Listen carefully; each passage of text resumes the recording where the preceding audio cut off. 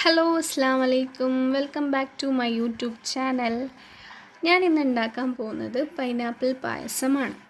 നമ്മൾ ഓണം സ്പെഷ്യലൊക്കെ ആയിട്ട് ചെയ്യാൻ പറ്റിയ ഒരു അടിപൊളി റെസിപ്പിയാണ് പൈനാപ്പിൾ പായസം എന്ന് പറയുന്നത്. അപ്പോൾ ഫസ്റ്റ് നമുക്ക് പൈനാപ്പിൾ ചെറുതായിട്ട് കട്ട് ചെയ്ത് അരച്ചെടുക്കാം. ഇനി ഒരു പാനിലേക്ക് നെയ്യ് ഒഴിച്ച് ചൂടായി വരുമ്പോൾ തേങ്ങ കൊത്തിയിട്ട് കൊടുക്കാം. അതൊരു ലൈറ്റ് ബ്രൗൺ കളർ ആവുന്നത് വരെ ഇളക്കിക്കൊണ്ടിരിക്കാം.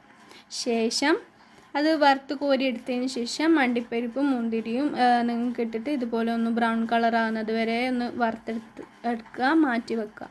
ഇനി അതിലേക്ക് നമ്മൾ അരച്ചെടുത്ത പൈനാപ്പിൾ ഒഴിച്ചു കൊടുക്കുക. അതിലേക്ക് നന്നായിട്ടൊന്ന് ഇളക്കി കൊടുക്കുക. ഒന്ന് വറ്റി കുറുകി വരുന്നത് വരെ നന്നായിട്ടൊന്ന് ഇളക്കി കൊടുക്കുക. ഇനി അത് ആയിക്കഴിഞ്ഞാൽ ഒരു പാത്രത്തിലേക്ക് സെർവ് ചെയ്യാം. ഇനി നമുക്ക് വേറൊരു കുക്കർ എടുത്തിട്ട് അതിലേക്ക് 1 ലിറ്റർ പാലും നിങ്ങൾക്ക് ആവശ്യത്തിനുള്ള പഞ്ചസാര ഇട്ടിട്ട് നന്നായിട്ട് ഇളക്കി കൊടുക്കുക. ഇളക്കിക്കൊണ്ടേ ഇരിക്കണം.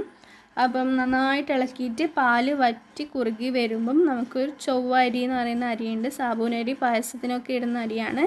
അതൊന്ന് ഒരു 100 ഗ്രാം ഇട്ടതിന് ശേഷം നന്നായിട്ട് ഇളക്കി കൊടുക്കുക.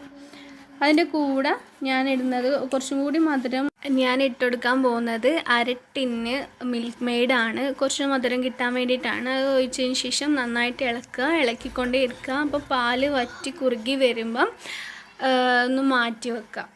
മാറ്റി വന്നതിന് ശേഷം ഫ്ലെയിം ഓഫാക്കിയിട്ട് മാറ്റി വെക്കുക. എന്നിട്ട് അതിലേക്ക് നമ്മൾ നേരത്തെ അരച്ച് വെച്ച കുറുകി വെച്ചിട്ടുണ്ടായിരുന്ന പൈനാപ്പിൾ ഇട്ട് കൊടുക്കുക.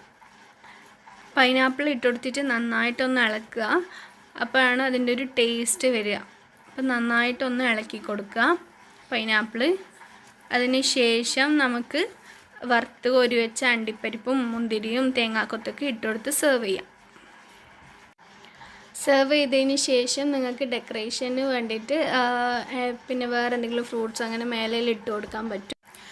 ഡെക്കറേറ്റ് ചെയ്ത് കഴിഞ്ഞാൽ നിങ്ങൾക്കിത് ഫ്രിഡ്ജിൽ വെച്ചിട്ടൊന്ന് ചെറുതായിട്ടൊന്ന് തണുപ്പിച്ചിട്ട് കുടിക്കുകയാണെങ്കിൽ കൂടുതൽ ടേസ്റ്റ് ഉണ്ടാവും.